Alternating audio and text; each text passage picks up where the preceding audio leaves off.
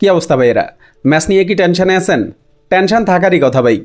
যেভাবে আর্জেন্টিনা খেলতেছে ভাই, আমরা আসলে স্টক করা ছাড়া কোনো উপায় নাই। মানে প্রতিটা ম্যাচ মনে হইতেছে এই আর্জেন্টিনা হেরে যাবে, এই আর্জেন্টিনা হেরে যাবে, কিন্তু ওইখান থেকে আর্জেন্টিনা কামব্যাক করতেছে, ঘুরে দাঁড়াইতেছে।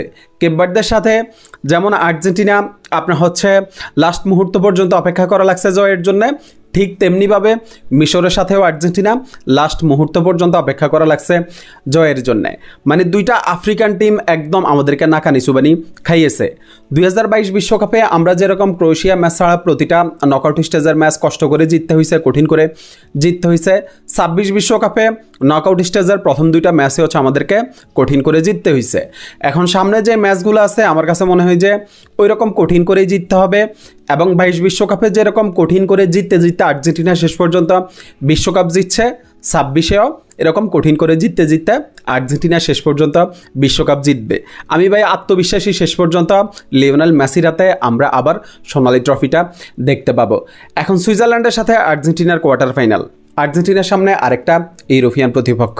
এই সুইজারল্যান্ডের বিপক্ষে কিন্তু আর্জেন্টিনার কখনো হার নেই। মানে এর আগে যতবারই সুইজারল্যান্ডের বিপক্ষে আর্জেন্টিনা খেলছে কোনো ম্যাচ আর্জেন্টিনা হারে নাই। সর্বশেষ দেখাই হচ্ছে 2014 বিশ্বকাপের রাউন্ড অফ 16-এর ম্যাচে সুইজারল্যান্ডকে আর্জেন্টিনা 1-0 গোলে হারায়।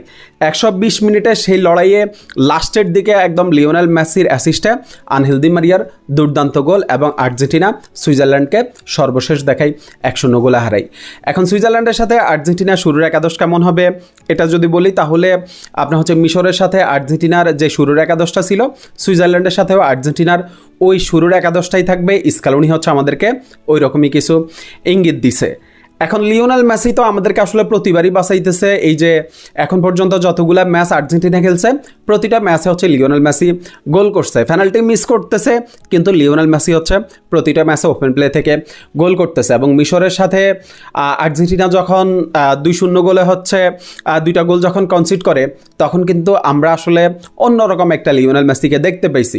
শেষের 12-13 মিনিট কিন্তু লিওনেল মেসি আপনার হচ্ছে তার যেই ক্ষিপ্রতা ছিল আমরা সেটা মাঠে দেখতে পাইছি। এবং লিওনেল মেসির ওই যে বলা যায় একক নৈপুণ্যেই শেষ পর্যন্ত আমরা মিশরকে হারাইতে পারছি, একটা গোল একটা অ্যাসিস্ট।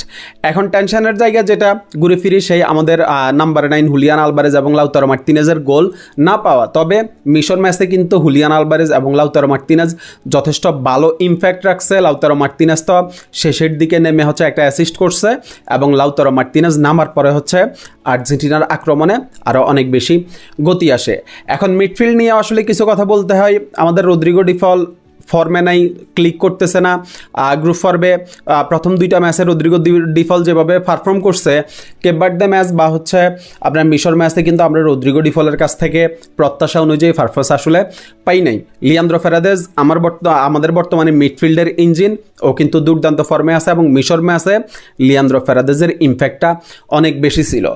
ডিফেন্সে আমাদের ওই যে বরাবরই টেনশনের জায়গা হচ্ছে ফুলব্যাক নিয়ে, তবে মিশর ম্যাচে কিন্তু নিকোলাস ট্যাগলিফিকো যথেষ্ট ভালো করছে, এরপরে নাহুয়েল মলিনাও কিন্তু যথেষ্ট ভালো করছে। তবে সবচেয়ে বেশি টেনশনের জায়গাটা হচ্ছে আমাদের গোলকিপার এমিলিয়ানো মার্টিনেজকে নিয়ে। এমিলিয়ানো মার্টিনেজকে আসলে আমরা যেভাবে দেখি, এর আগে আমরা যেভাবে দেখছি, ওই এমিলিয়ানো মার্টিনেজকে কিন্তু এই বিশ্বকাপে আমরা এখন পর্যন্ত একটা ম্যাচেও দেখি নাই। মানে এমিলিয়ানো মার্টিনেজের যে আগ্রাসন, এমিলিয়ানো মার্টিনেজের যে কনফিডেন্স, ওইগুলো কিন্তু আমরা এই বিশ্বকাপে এখন পর্যন্ত দেখি নাই। এমিলিয়ানো মার্টিনেজের আগের রূপে ফেরাটা খুবই জরুরি।